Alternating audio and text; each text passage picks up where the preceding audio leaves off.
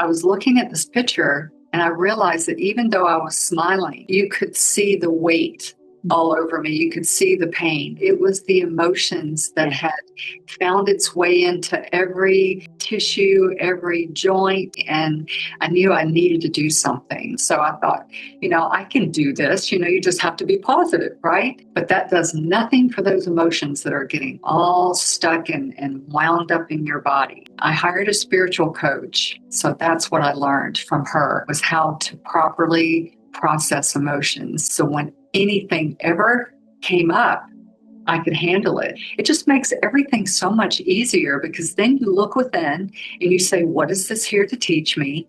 And you find that out, and then that dissipates. And those, I think, are the patterns that keep popping up in our life.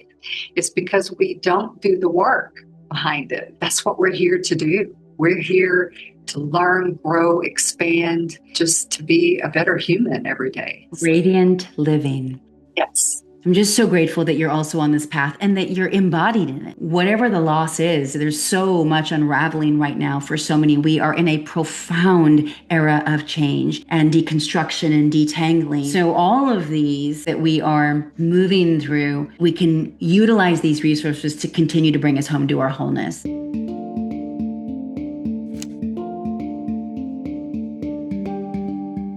Well, hey there, and welcome back to Fire and Soul, the space to deepen into your divine alignment and further activate your inner awakening. And I am so glad that you are here. I feel like it's been lifetimes since we've connected, because it's been a little hit and miss this summer with a lot of new exciting projects and offerings that are finally coming through me after nearly 2 years of just being in a deep cocoon. And so I'm going to share a little bit about that now, something that may very much strike a chord in your heart, stir something in your soul. And then we're going to dive deep into a really tender, vulnerable, beautiful conversation that I have been so excited to have with one of my dear friends and longtime clients, Vickie Menendez, who has a story and a mission that is one of a kind. So to start, a little bit about where I've been the past many weeks, as I haven't come on with a solo, but I will soon. And that is this embodied ascension that I continue to talk about and how important it is for me. Well, many of you know that we launched Soulwork Foundation, midsummer, and it was extraordinary. Honestly, it changed everything. And this is where we worked with one gene key, your life's work, weaved it with somatic wisdom and spiritual practice. And to say that it was a soul honesty revelation for the women who participated is an understatement. And so what emerged next is this beautiful monthly live community group called Synergy. Now, Synergy is my gift to the Gene Keys in life's work, so it feels really appropriate. And also, I have been longing to launch another group ever since Soul Circle came to a close after nearly 3 years together.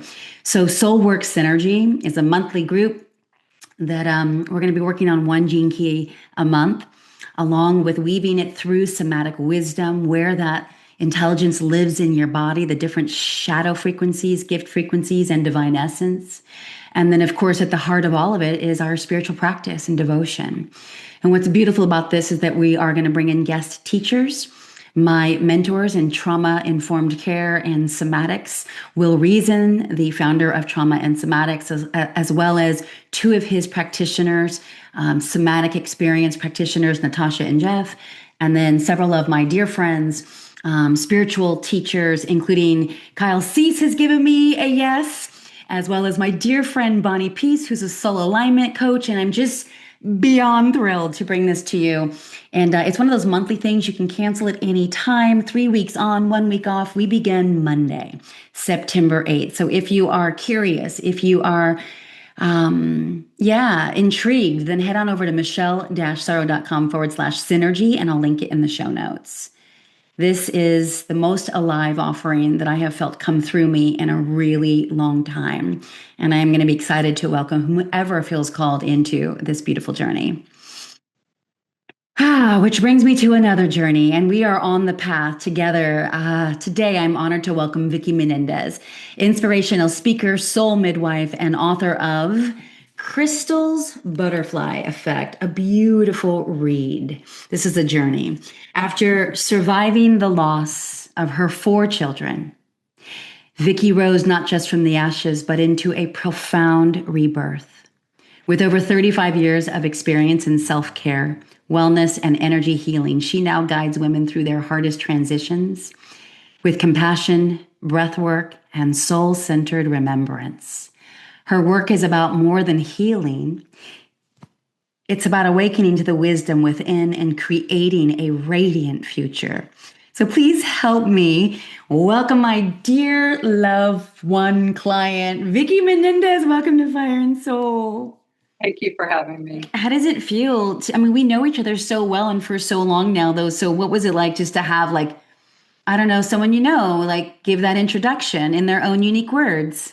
Yes, I love that. It was beautiful. Mm. Now it is a little different because, the other podcast interviewers didn't, they don't know me, so that was a beautiful introduction. I appreciate that.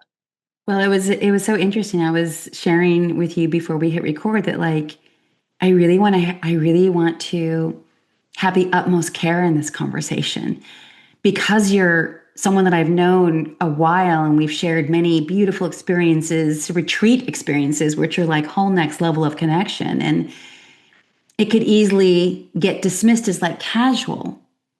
And I just have so much reverence for who you are, who you help, how you serve, and the journey that you've been on and what you've endured. I mean, I might get a little emotional today because it is tender and I've been feeling tender. And so I'm just going to kind of name that right here, and that's okay.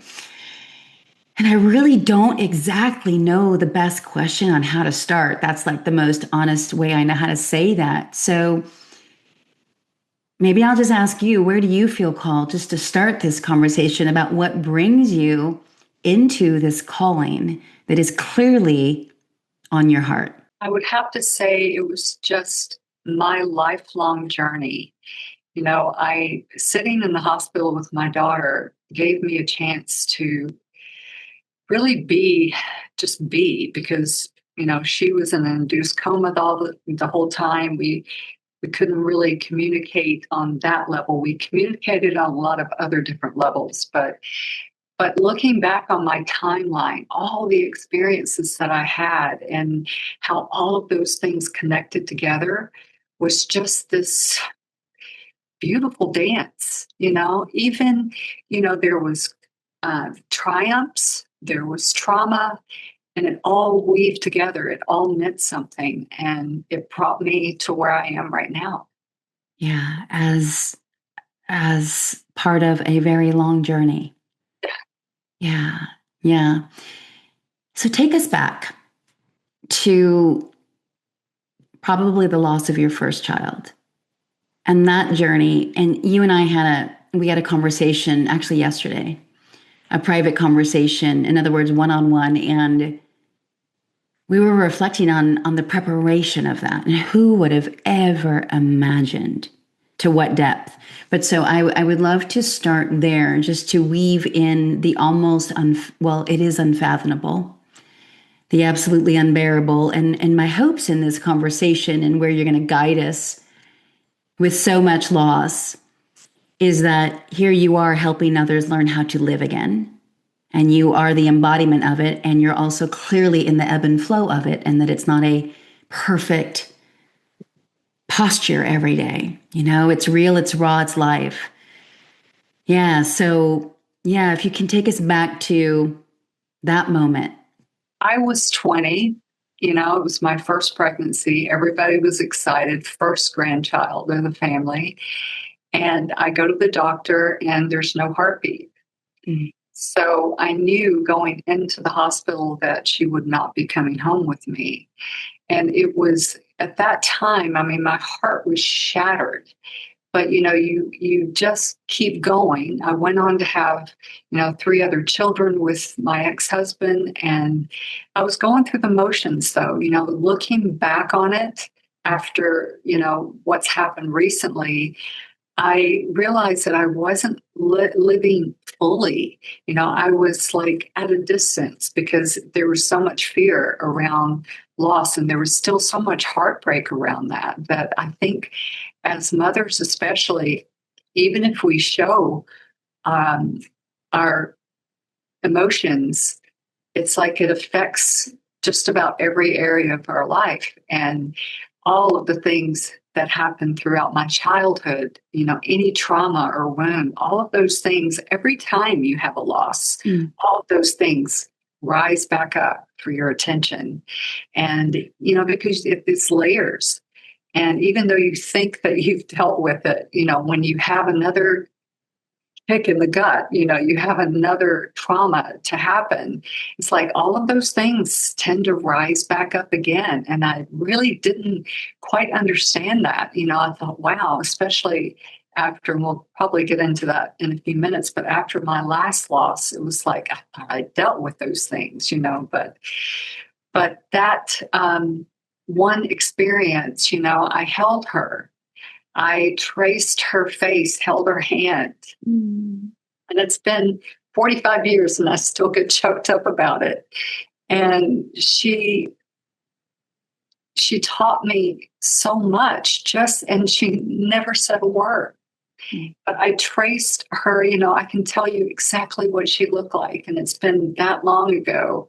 And everything was kind of encapsulated into just moments, because I only got to hold her maybe 5 minutes or 10 minutes at the most before they took her away. And I know that ache. I know the pain of not bringing your baby home. And that's one of the hardest things that I've ever had to experience. But it also made me curious about the spiritual aspect of it. And I really started getting more curious and more holistic about my emotions and how I felt. But at that age, I really didn't know. I wasn't equipped to really process the emotions in the right way.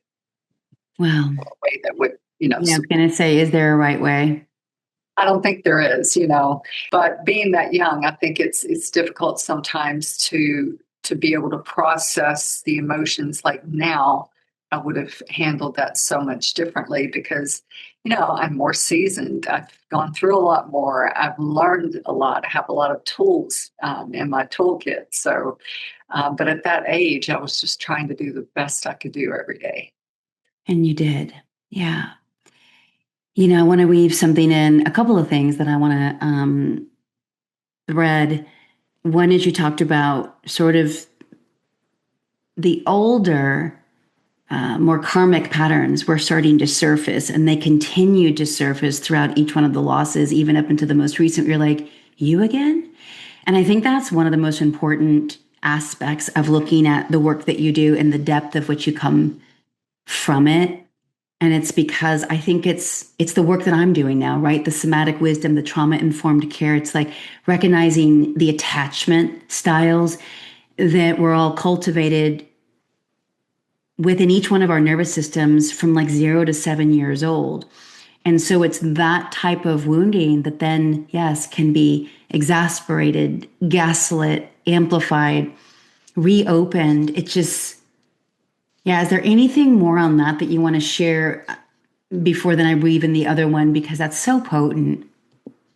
Well, I mean, as a child, you said 0 to 7, and that is where you tend to, especially if you're in a dysfunctional environment, you have a lot of cuts. They call them 1,000 cuts. And that all of those things tend to follow you throughout your lifetime, and you see these patterns, like you were talking about, just kind of repeating themselves. And in my childhood, I was living in, loving parents, but really dysfunctional. My dad was an alcoholic, and we never felt safe. We always had this fear around him. And but the one thing that I would love to bring up, and I think it's important for us to try to find that pot of gold. There's something in those experiences that you can say, but this came out of it. And in my case, It was learning how to sing.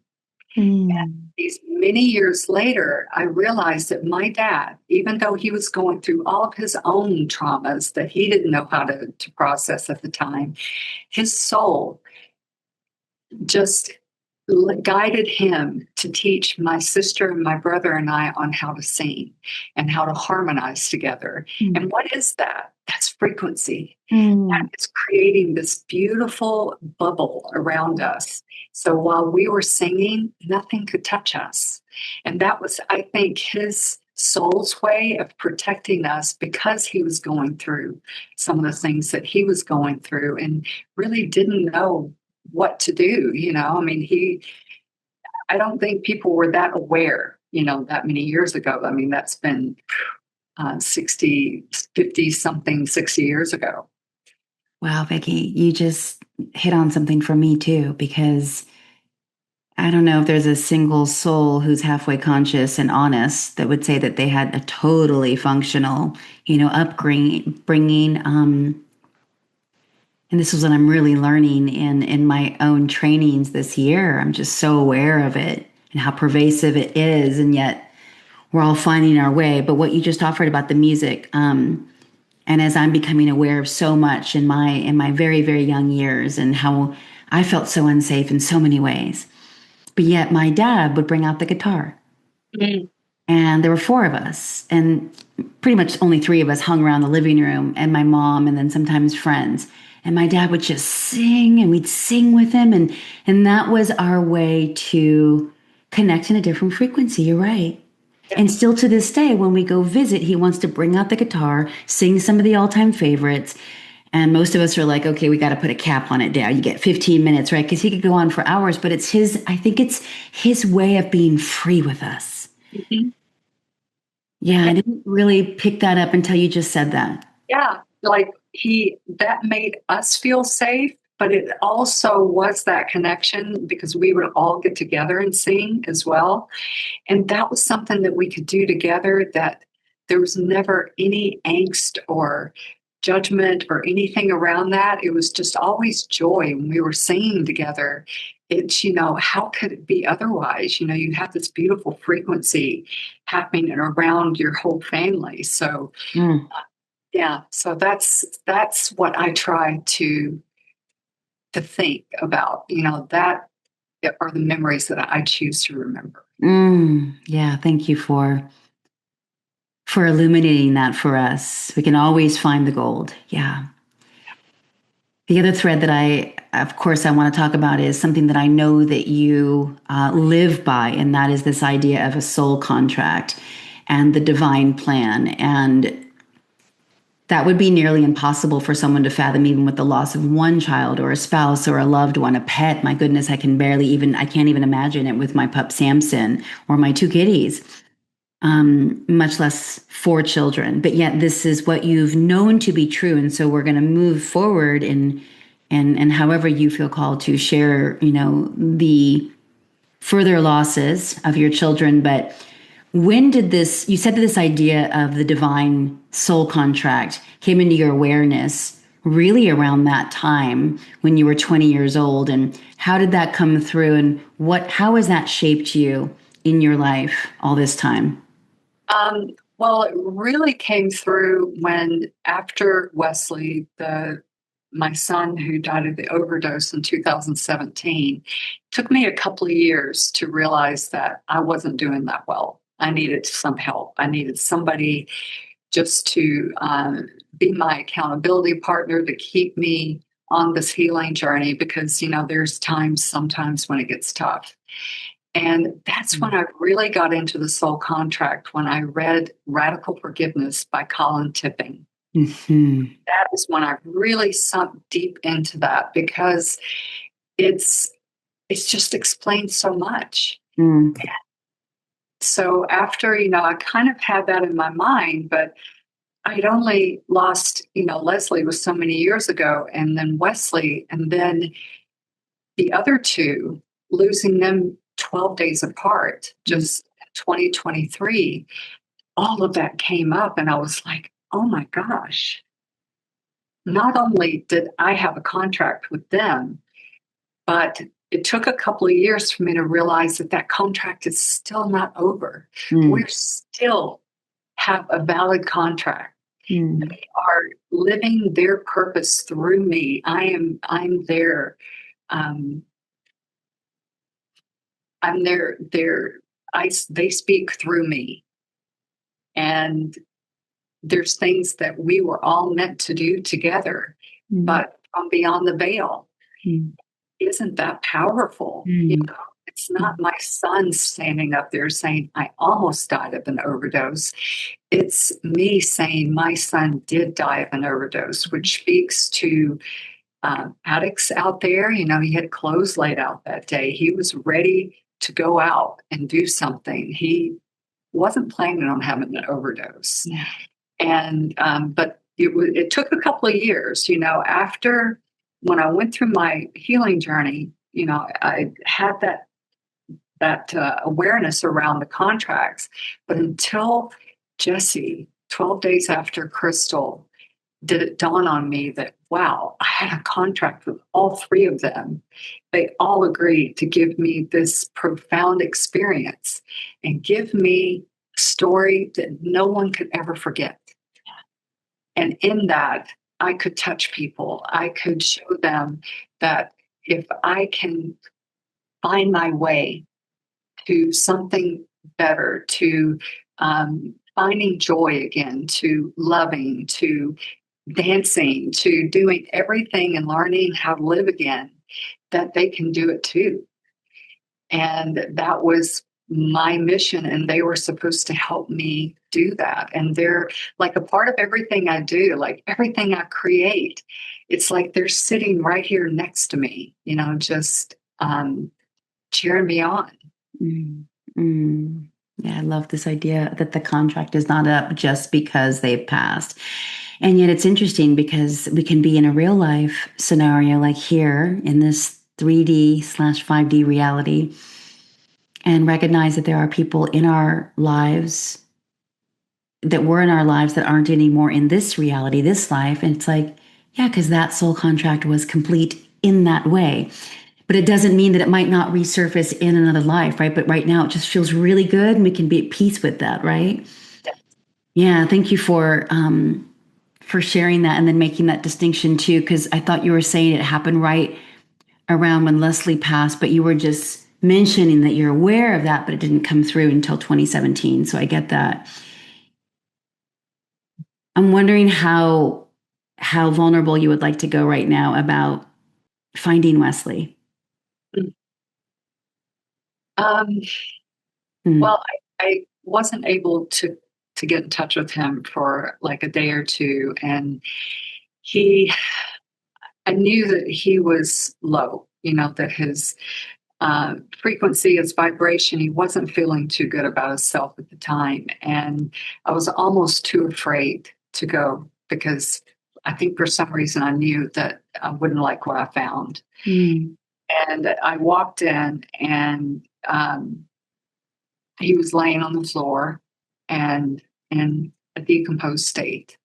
So he'd been there long enough that he was almost unrecognizable. And that's a sight that you can't unsee. And it was just one of it was like I was outside of myself, you know, like I couldn't think straight. I was like trying to figure out what to do, you know, like, you know, of course you call 911, but I felt so sad that he was there alone. Yeah. You know? And that was one of the first things that I thought of was that he was there alone. And my daughter said that she thought she was the last person that he talked to, that she called him and they were talking. He said, "Oh, I've got to go." And it must have been the drug showing up. You know, like somebody was there. And it must have been the person bringing it to him. And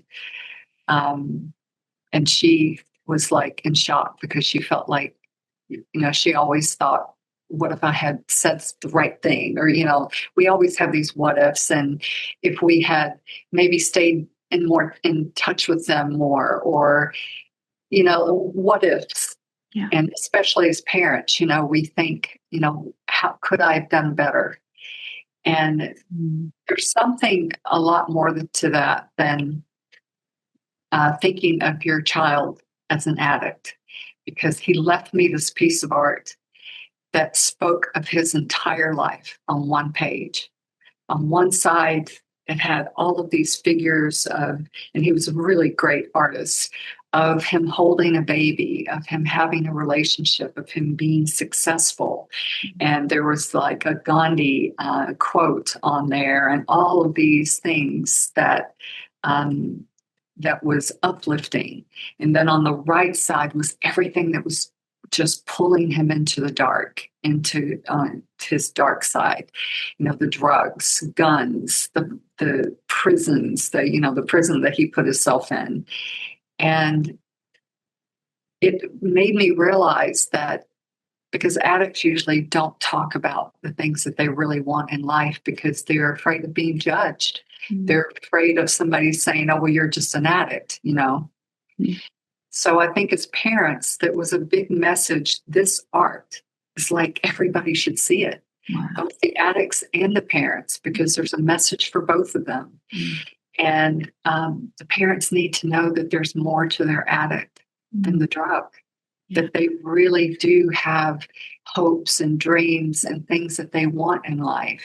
And can we shine that light on the path a little bit brighter, so maybe they can feel that no matter what, we love them endlessly, and that we know in our hearts that they can find their way back. Because when we give up on them, they feel that too. Yeah. Yeah. So that was something that he painted or he drew? He drew, yeah. And you hadn't seen it before? I had never seen it before. He had it laminated. I mean, it really meant something to him. Oh, yeah. You could tell that he'd spent a lot of time on it. And it was like his love letter to me. Mm-hmm. It was him showing me who he was, good or bad, like in his light, in his darkness. And because we all have both of those, right? We all do our shadow work, and we have to meet up with our shadow at times. And then some days, our wings come out and we're just unstoppable. We can do anything that we set our minds to. So, we all go through that. It's just, I think, a lot more obvious when it's an addiction and that kind of thing, because the drug is there, as this big obstacle in their way. And shame. Yeah. Deep, deep shame. We've kind of been threading a little bit of the shadow conversation here, and you've talked about how every new loss, because your father also passed in the same short window of 3 children. I mean, it's extraordinary. And how each time, something would get woven back to your shadows. And I'm wondering, like for someone like Wesley, who's clearly got some trauma, some shadow, which drives the addiction, right? And I know it well, because my addiction has been the cigarettes. I did that for 32 years. And then I kind of just replaced the cigarettes with more food, right? And I'm just only finally beginning to get present to when that started. And it was long before the cigarettes. As I started to soothe myself by rocking and kind of banging my head at like 3 years old. And so it's so profound to see what we will do to cope. And oftentimes addiction is how we cope. So how is this also, because I know you're deep in the shadow work and breath work to really move that and unlock it, but how have your losses helped you to see even more perspective from that lens with Wesley and in around addicts? I hate the term addict, but someone who's in pain. Yeah. You see you still see the person behind all of that. And like you were saying with food or cigarettes or alcohol, those things, people don't look down on those as much, right? And they're legal. And I love it how, yeah, the air quotes. Mm-hmm. drug, then it's like this horrible thing. But that's somehow where they ended up. That's how they soothed and how they numbed themselves around how their life was going. Mm-hmm. Yeah. So I could see I see all of the good parts of him. Yeah. His funny, um, his personality, the fact that he was also a chef, and he loved to plate food. Like everything was beautiful. It was like a piece of art. Mm-hmm. And so he lived his life like that. When he dressed, he always had to have a full size mirror because he had to make sure he was perfect from head to toe. So that kind of weaved into his whole life, his art, the beauty that he wanted to bring into the world. And he just didn't get to express that the way I had hoped that he would. Mm-hmm. Because I don't think he thought that he was as good as he was. Like he didn't have the faith that I had in him. I knew if anyone saw his art, that's what he would be doing. Yeah. And that I think that's something that he kind of missed. He didn't get to show the world what he could do. Yeah. Now it's being shown through you. Yes. This beautiful artist. There's just like this burning thread that wants to be woven in, but I want to wait. I want to move through Crystal and Jesse. Yeah, and if your dad is in there, then that as well, because I want to make sure we honor the legacy. My dad was in the hospital, and so I knew he wasn't doing that well. But my husband called and said, "I think I'm having a heart attack." So as I'm going to pick him up, I get a call from my sister saying Dad just died. So my husband is in the process of feeling a weight on his chest and having a heart attack. And I pull up for him to get in the car, and I'm like, Dad just died. And, I don't know what happens to you when things like double up on you like that. It's like you are numb. You really don't know how to feel about any of it, because I could have lost my husband that day too. And I was lucky that they got him on the table in time and was able to put stents in his veins or in his arteries, and he's okay. But I could have lost both of them. And some part of me felt like that my dad took it for the team. Wanted him to keep going because he knew that I would need him, especially with what was about to happen. So, but the thing that I remember so much about my dad was that he used to tell me that we were kind of tight, and we were building this rock wall together when I was like 13 or 14 years old. And he didn't give out compliments very much, like he had his own with alcoholism and that kind of thing. So he was never like the one to throw compliments out a lot. So when he would give you a compliment, it meant that it really came from his heart. Mm-hmm. And he stopped and looked at me and said, Vickie, I think you could do anything you set your mind to. Mm-hmm. When he said that, that was just folded right into my heart. Like every time I ever had a doubt or a fear around anything I did, that's what pops in my head. And I'm like, my dad said I can do it, so I can do it. But that carried me through a lot of times through my life when there was fear around something that I wanted to do, or trying to step into something that was bigger than me. How is that impacting you today with the mission that you feel is pulling you forward? He's right there with the other three. I mean, he's always been my cheerleader and has always um, we've always had kind of a really special relationship, and that has continued even after he passed. He hasn't gone anywhere. Mm, mm, mm. That was 2019, That was 2018. 2018. And then we moved to Crystal. Mm. What are you doing in the interim of Wesley's passing, the passing of your father, the recovery of your husband, Javier, whom you've been married to for over 30 years, and have a child with, Sebastian, who is happy and healthy and radiant and cool and all the things. What, young 20s, right? 24. Yeah, 24. Okay. I've definitely met him on Zoom many times. Very handsome fella, and your husband. And so what are you doing in the interim? You're healing. I mean, most could never fathom finding their son in a decomposed state. The amount of grief and guilt and shame and just sadness that could overcome you. So how do you begin to heal that could be helpful for others as they might be navigating something as profoundly uncomfortable, to say the least?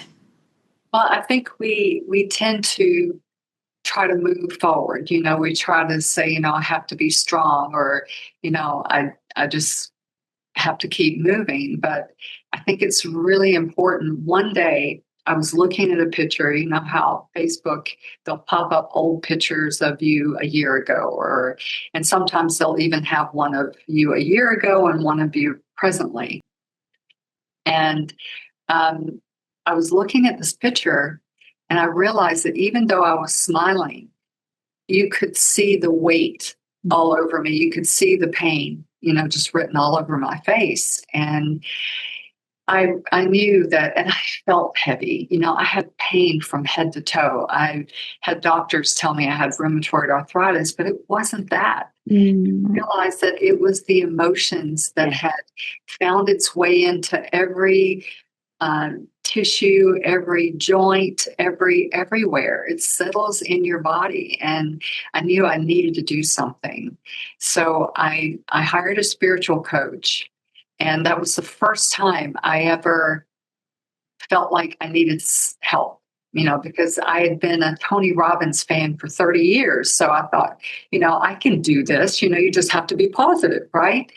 But that does nothing for those emotions that are getting all stuck and wound up in your body. And that's one thing I didn't learn from Tony, was how to properly process emotions. So that's what I learned from her.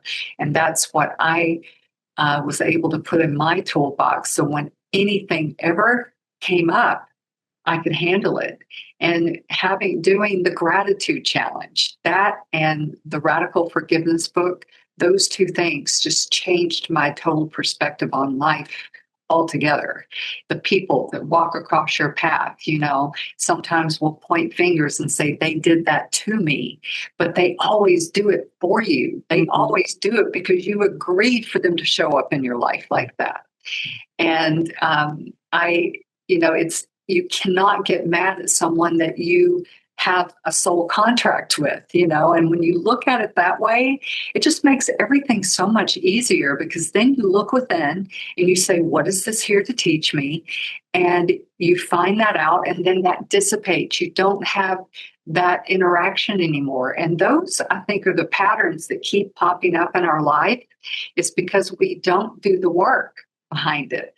So those people, whether it's this person or that person, if you don't learn it from this person, you're going to learn it from the next one that crosses your path, and say, okay, well, if she doesn't do it for you, then I'm going to come and give you that same lesson, and let's see, how you handle it 10 years later, But I don't know if that makes any sense. But I think totally makes sense. the patterns, that keep popping up until we realize, what is this here to teach me? That's right.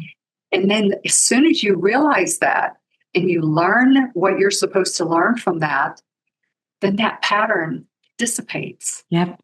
And you replace that with a different pattern, a more supportive and empowering pattern.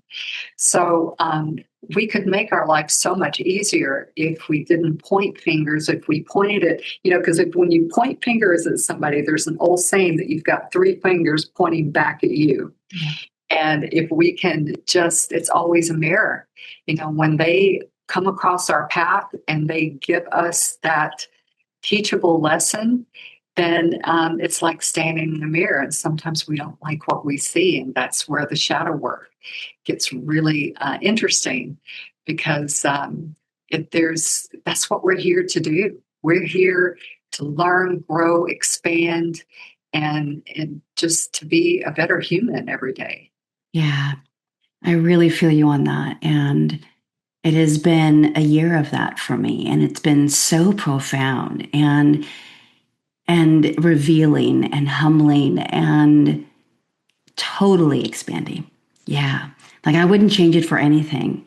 And I also agree with you, like cultivating the capacity to be with ourselves in these newer ways and to hold ourselves, and to also know who has the capacity to hold us when we're in these discoveries or when we are in deep, deep grief and the pain portals.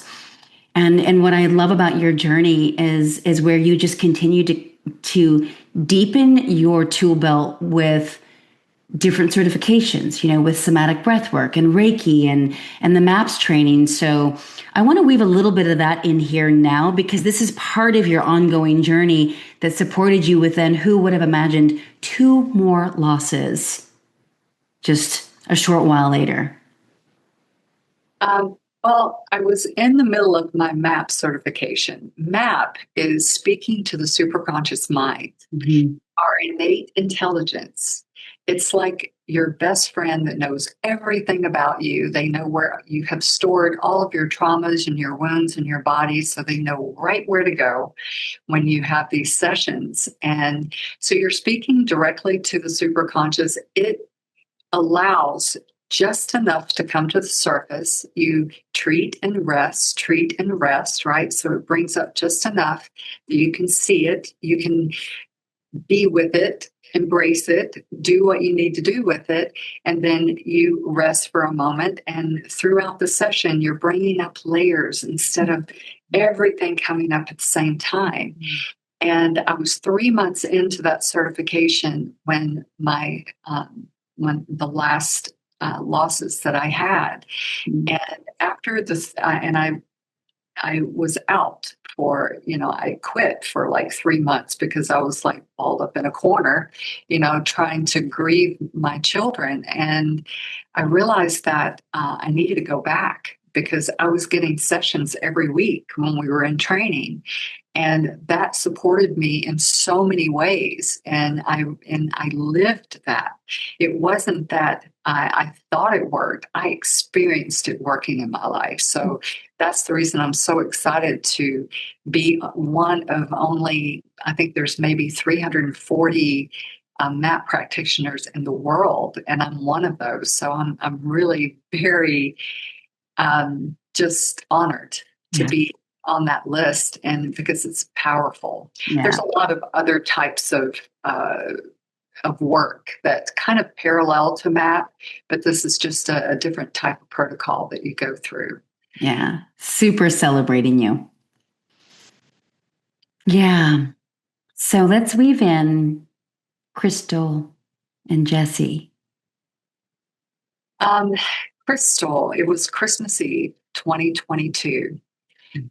She calls me and she's excited about Christmas, but she didn't tell me that she'd had trouble breathing all day. She had asthma really bad. And she'd been in the hospital so many times throughout her life. I mean, that was kind of a normal happening for her. Every few months, she might have to spend a few days in the hospital. But Christmas Eve, she didn't want to ruin Christmas for the boys. And she was wrapping presents, excited about the next day, until she realized that she should have already left to go to the hospital and it couldn't wait. So on the way to the hospital, she went into cardiac arrest because she stopped breathing. And they were able to bring her back, but she was under for so long that she had some brain damage. And of course, we were all thinking, miracles do happen. People do come back when the doctors think that they're not going to. So we kept faith for the 30 days that she asked to have. Her and her husband was talking about that just that day before. Like, what would you want to happen if you ended up in the hospital? They were watching a movie or something. And she said, I would want 30 days. And then it was like just a few days later when this happened. So we were adamant about giving her that time, even though the doctors was like, well, there's no way that she's going to come back from this. Like, I don't believe that. I believe that if God has it in his heart to make a miracle happen, maybe that would help the doctors to realize that they don't have to stick their nose in their books, that there are miracles out there. And so I kept thinking that she was going to show us that miracle, and she would get better and get worse, better and worse. But then when the 30 days came, we realized that, and the hospital actually wouldn't let us continue. And we put her in comfort care, which is a kind way of just saying they take everything away and just wait for her heart to fail. So they said it would be a couple of hours, a couple of days at the most. 19 days later, she passes. She had work to do. The doctors would come in and they would shake their heads and say, I don't know what to tell you. And I said, I know what to tell you. I said, my daughter's at work. She's doing some soul work right now. She brought me and her husband together for 5 days, 24/7. We weren't big fans of each other. And so when she went into the first moment that they put her into comfort care, he said, I can't watch her die. He turns around, leaves the room. And so I said, well, I'm here. I brought her into this world. I'll be here when she leaves. And about 5 minutes later, he comes waltzing back into the room and was smiling. And he said, Crystal turned me around at the stairs. She said, we don't leave people behind. So for the next 5 days, we ate together. We took care of her. We talked.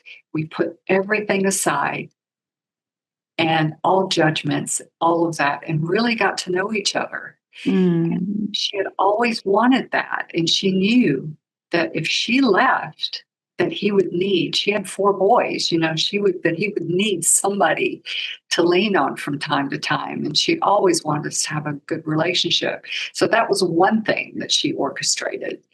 But there were so many things that happened in that hospital room. And had I not gone through that healing journey that I went through, that hospital room could have been a battleground. People could have been throwing judgments. Why didn't you do this for her? Why didn't you take her to the hospital sooner? Why didn't you make her go? There were so many things that could have been said. But when I walked into that room, all I wanted that to be was the sacred space for her to make her transition in peace. And that room was like a sacred space for her. And because I knew that even though she couldn't speak to us, she knew everything that was going on in the room. She was at work. Yeah. Incredible that you were able to feel into that and be so clear on that. Yeah, to see that, because if I had not had the awarenesses that I had around the soul contracts, around the gratitude of just being there with her and being able to spend that time with her and just watching her transition. And she was like this beautiful butterfly, was in that cocoon, just dissolving and reformulating and turning into this beautiful butterfly that just flew away. Yeah. And isn't that like a much better way to see her? Yes. Rather than in a hospital bed. And I created a whole visualization around that where we were in a field together, a field of wildflowers.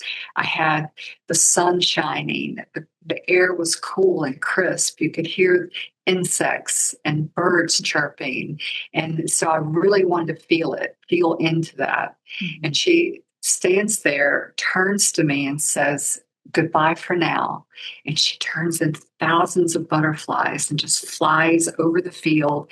And as I watch all of those butterflies land on flowers, and those represented all the people that she loved that were still here on earth, that she was going to look after in the spirit realm. And every time I think of her, I go to that field of wildflowers. I don't see her in her final moments in that hospital bed. And that's another thing that I like to teach people on, how to create this beautiful moment that you can keep in your mind. And I add elements to it every year. So this year it was Sokka, her dog, is running through the field with us. And next year it'll be something else. Yeah. So then your mind is always going to, what did she love? What was funny about her? Like you're always looking for that, something good to add to the story rather than feeling sad or depressed about it. It is really beautiful. I haven't heard you talk about that. Yeah. That explains why then the image that I shared with you in a DM on Instagram. This is going to feel like it's such an inside story for those listening, but it was this wooden sort of cottage, if you will, but almost like the size of a tiny house. And it was a wooden butterfly. And it was in the middle of like the forest. And it was like it was some sort of a living vessel. And it was so extraordinary. But now I can see even more so why that you're like, this is incredible. Oh, I could move into that place tomorrow. I've never seen anything like that before. The inside was just phenomenal. I was so happy that you shared that. Oh, so good. And then I just want to bring this up again too. This is it's book 1 of the mother of all memoirs, Crystal's Butterfly Effect, and of course you share in detail the losses that you have endured and what you've gained as a result of it, and then really personal relationship stories with your husband and your life, and then you really help us come into creativity, because with death oftentimes creativity will go with it.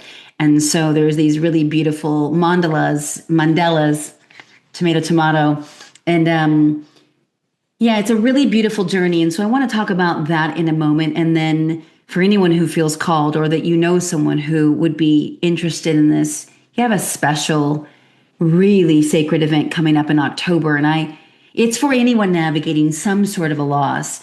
But I do, of course, want to also weave in Jessie. And just 12 days later from Crystal? Yeah, I came home. Actually, there's a short story that I have to tell because it's very attached to what happened to him. The Reiki master that I had come to the hospital to work on Crystal, she came a few times to come and work on her and to see what she could do for her. And so she invited me to her studio to give me a treatment, to say goodbye, and to send me off with some beautiful energy. So I'm on the table. I feel all of this energy in my solar plexus, like it's getting warm. And you know how Reiki, it's like you can really feel it in your body. And all of a sudden she stopped and she took a step back and she said, "Pete's going to die." And that was my son-in-law. She said, "I think." She wasn't quite clear on that, but she felt Jessie. That was who she called, who she connected with. Yeah. And it wasn't even on my radar. I mean, I didn't even think, because she said Pete, right? So I didn't even think of Jessie. Mm-hmm. So I come home, I'm in the middle of mourning my daughter, and I get a phone call in the middle of the grocery store, and it's the police department trying to identify his body. And he had had a seizure And, when you go to the pool, you don't typically take everything with you. You don't take your ID all the time. So they were trying to identify him, and he had had a seizure and drowned in the pool. There was nobody else there at the pool. And I was like shocked, like I fell to my knees and couldn't believe how tearing. I mean, it was 12 days after that. I was already numb. But at that same moment, even though it cracked me wide open, I knew that there was something really big that I was supposed to do.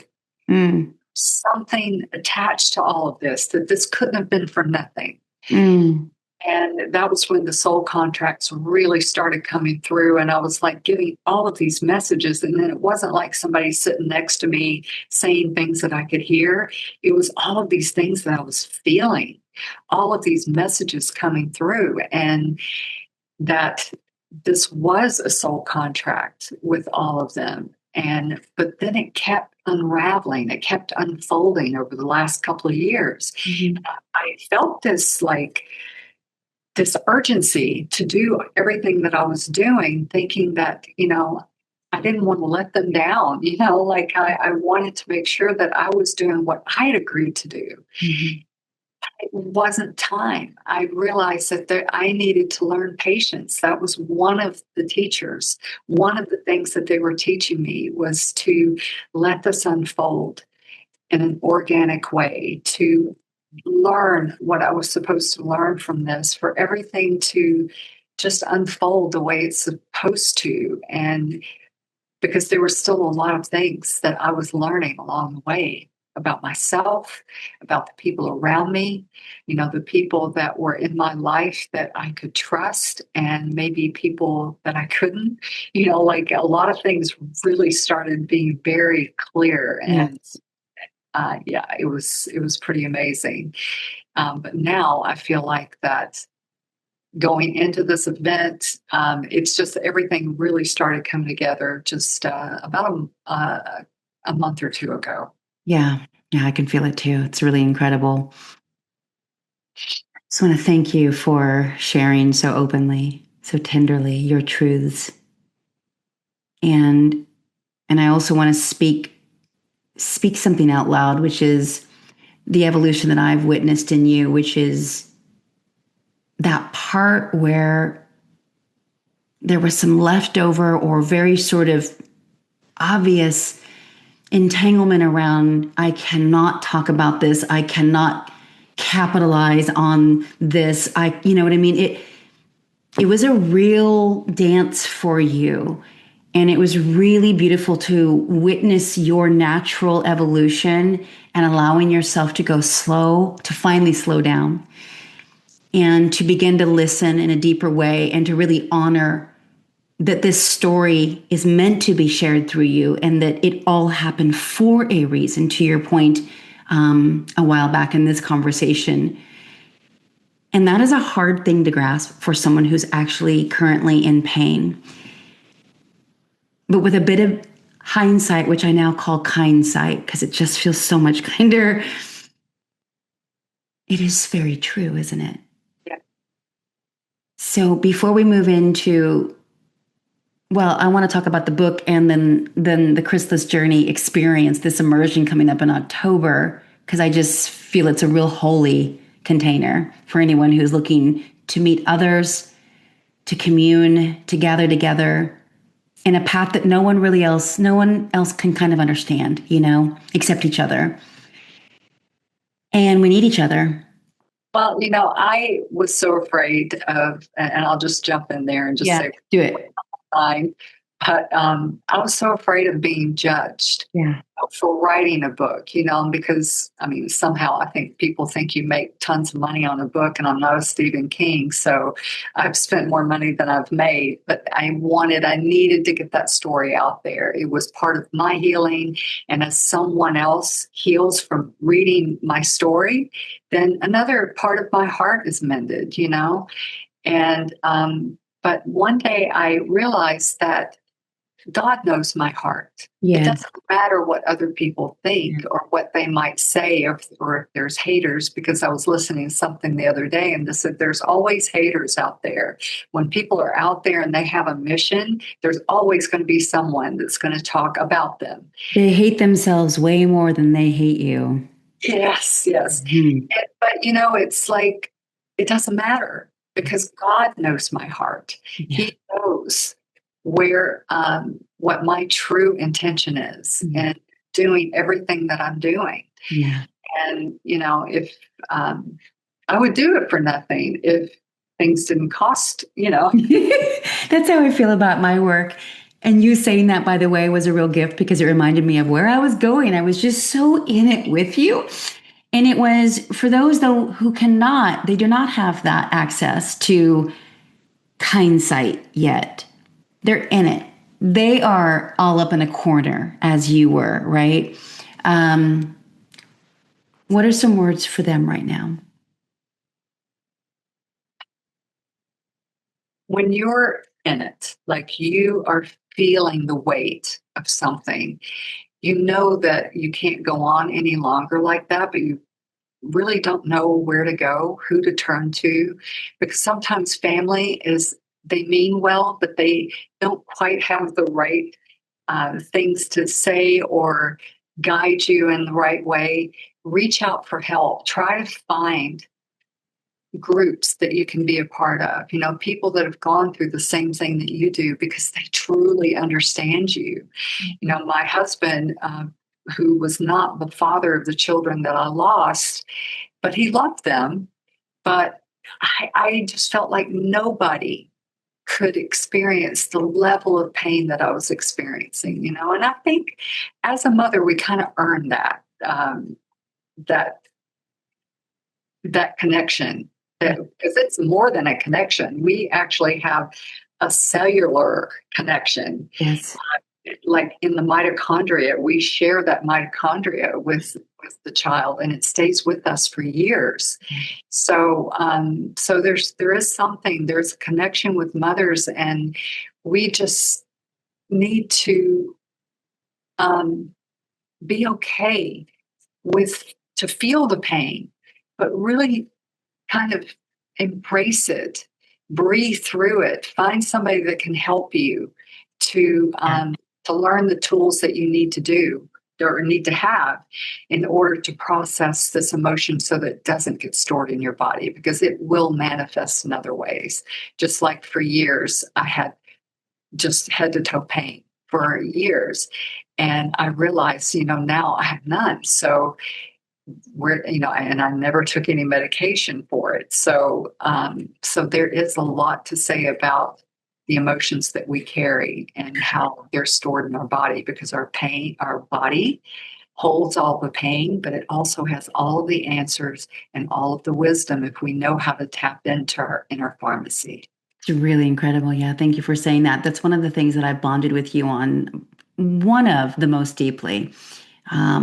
Breath work, somatic wisdom, healing the shadowy patterns that are just protective coping mechanisms from something that really, struck our nervous system too hard, too fast, too intensely when we were young, and it's still stored, and then it shows up as inflammation and autoimmune disorders and all kinds of dis-ease in the body. So I'm just so grateful that you're also on this path and that you're embodied in it. And that's just an incredibly rare thing that we see these days. And yeah, so thank you for sharing those words of wisdom. It really means a lot. And honestly, whatever the loss is, there's so much unraveling right now for so many. We are in a profound era of change and deconstruction and detangling in the year of the snake, the year of a nine, the shadow to light moment that humanity is trying to navigate. So all of these things that we are moving through, we can utilize these resources to continue to bring us home to our wholeness. And so I appreciate you naming that. I want to go to the book and just, if you can, just share when the timeline of the book came through and then when it was complete. And then we're going to weave into this beautiful event and invite people to it. It's happening in October. Well, the name came from a Zoom call that I'd set up for my daughter. I had her friends and family and people that couldn't be there because she was in Oregon and most of the people she knew was in Tennessee. And they would call in and talk to her. And so I called the Zoom call the Crystal's Butterfly Effect. And they would call in and share these stories that I'd never heard before. And I got to know my daughter all over again. But it was in the hospital that I realized that this book needed to be written. And the name, it was like, what else would I call it? But I didn't at that time. I already had the name, I knew what I was going to do with it. And then I lost Jesse. That put me in kind of this holding pattern. It's like, how do I write this book now? I thought I was writing this book about my experience with Crystal, but it was more than that. Mm. And then I realized that this book was really about me and how I got through all of these losses. Mm-hmm. That they were definitely all folded into it. And I talked about all of them in there, but it wasn't just about her. It was about how I was able to get through all of these losses and the toolkit that I had. I had 35 years in self-care and wellness, and all of those things I leaned on. The salt baths, the yoga, the yin yoga, especially breath work, all of those things. Mm. And so it took me a little over a year to finally finish the book. But before I could finish it, I kept sitting on it. We had it in layout, and I couldn't figure out why I couldn't get moving on approving the book. And I went to get my breathwork certification in Denver, and I was working with this woman, and she said, something just came through for me. She said, did your kids write letters to you? And I said, yeah. She said, they want you to put them in the book. Oh my goodness. And then just before that, like maybe a few weeks before that, I was talking on the phone with someone and I realized I need to put mandalas in the book. So both of those things were last minute things that were added to the book that I hadn't thought of before, because I wanted to put some type of artwork in there to honor Wesley. Mm-hmm. And art is such an amazing form of healing. Mm-hmm. I use it a lot, whether it's painting something or coloring mandalas. It's very grounding and centering. And so I thought, okay, a mandala for each chapter of the book, so that as you color the mandalas, you're bringing the book to life. Because you flip through the pages and all of the mandalas are colored, it brings life to the book. And so that was my honoring of my son, Wesley. Radiant living. Mm-hmm. Yeah, beautiful. Let's talk the Chrysalis Journey. We'll touch on this. It's a special event that you have created for those in transition, in loss. I'd love for you to share it in your own words. Anything that's high level, and then we'll direct them to your website to get more information and register and meet you there on October 4th. Well, it's a 5-hour event. Virtual and in person, right? Virtual and in person. We'll have a shamanic blessing to bless the space. And as we bless the space, it's going to bless the collective, right? Everybody that is watching us, then their space is also blessed. And so I'm really excited about that. That's going to be a kind of a behind the scenes things that's for all of my VIPs. They can come in and spend that time with us before we actually open the portal at 2 p.m. for the actual event. So we'll be doing a lot of things for about an hour. We'll be setting up the space, blessing it, doing a shamanic ritual that will really help to bring the beautiful energy in that we need so that everybody can get the most out of this. We're talking about some of the topics in my book, like relationships. The relationships go through a lot when you go through a loss like this, whether it's a husband and wife or family. There's a dynamic there that can get really messy. And the fact that my husband and I were able to come back from that was phenomenal. I am. Who are we when everything else falls away? We think of ourselves as a mother, a sister, a brother, a father, an aunt. But who are we at our core? That's right. When all of those things fall away. There's a couple of other chapters. I think one of them is the beautiful goodbye, and that's about creating that visualization around your loss so that when your mind goes to them, it goes to a happier place. We'll have 3 body activations, a vagus nerve activation. We're doing a breath work routine and a chakra alignment. And we'll close out the night with a sound bowl journey at the sunset. So as the sun is going down, we'll have a sound bowl journey that will just carry everyone out on a little floating cloud. And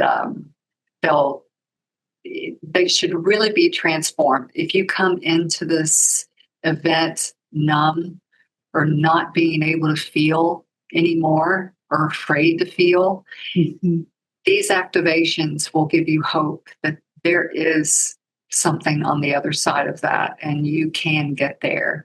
And there are people that can help show you how to get there. I think our children or whoever it is that we lost, they want us to be in that higher vibration, because when you are, you can connect with them. Think about how they're vibrating. They're working at such an incredible level of frequency and vibration that we've got to get ourselves up there to feel them. That they're in our midst and they're there. All we have to do is just call them in and invite them in. They're just like waiting for us to open the door for them, but we have to be in that frequency in order to do that. So that means we need to find a way to heal those wounds and just to embrace it.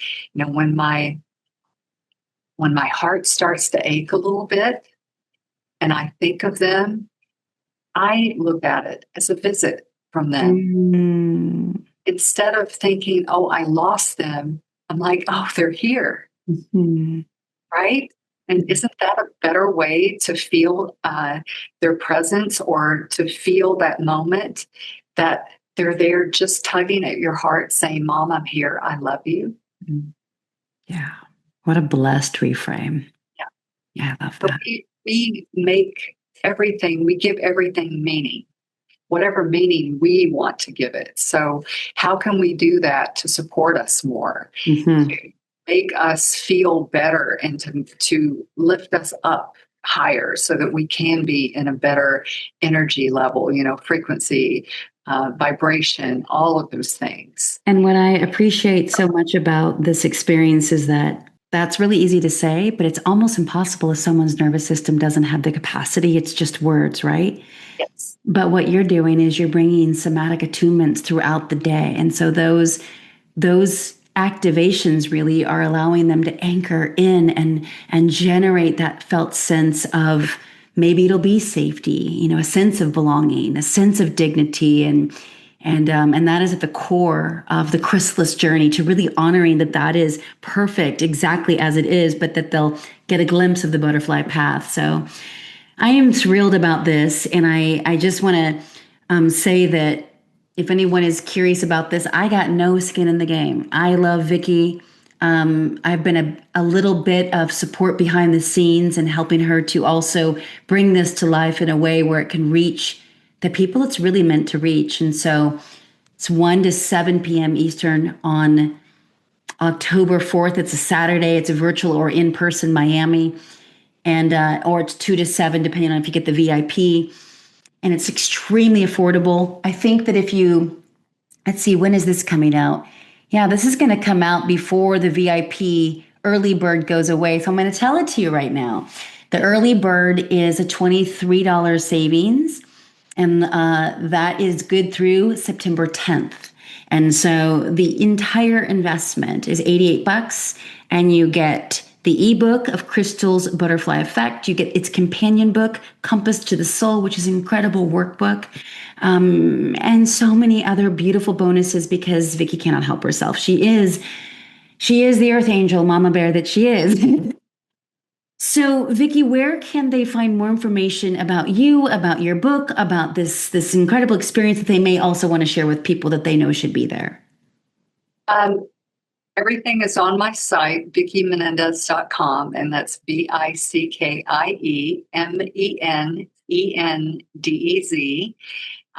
It's right there on the main page, and it'll take you to the landing page, which will give you a little bit more information about what we're doing. And it's one of those things that will create a shift in you. You will feel your your body shifting from that fight or flight mode. Sometimes we live in that our entire lives. And so we go to try to heal and we think it's not working because we keep shifting back into that fight or flight. So in doing the breath work, in doing the vagal toning, and doing all of this other work, it's helping to retrain your nervous system and helping to calm it down and helping it to do what it's supposed to do for you and take you out of that fight or flight for good. Because, when we first start trying to train our nervous system and get it to stay in a calmer state, it keeps kind of reverting. It's back and forth because we don't work out one day and okay, we're done. It takes time. So depending on how long you've been where you are, could kind of give you an idea of how long that you would need to be consistent. But once you're there, it's like you feel like you could take on anything. Yeah. I don't think that there's anything that would come across my plate right now that I couldn't handle with total grace. Yeah. A deeper capacity. Yeah. Thank you, Vickie, for sharing your story, for sharing your heart, for sharing your mission, for enduring all you have to guide so many more. I am so grateful to know you, and yeah, thank you for a beautiful conversation. Is there one final thing that you would like to share before we close up the conversation for today? Just to be kind to yourself and put yourself first. Especially all of you mothers out there that put yourself last on the list. Everybody feels us, and if you're depleted, then they're not going to feel that love, and you're not going to feel the love because you're depleted. So can we put ourselves first? And it doesn't mean that we're putting anyone else out of the out of rotation, like we're not stopping the care that we have for our family, but doing that self-care for yourself will create a ripple effect, and everybody around you is going to feel it, and they'll actually get more of you if you give yourself more before you try to take care of them. Yeah, beautiful words to end. Thank you, Vickie.